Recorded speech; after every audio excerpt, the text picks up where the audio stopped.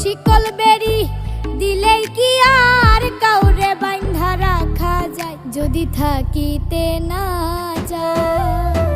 কি লাভ হইল শিকল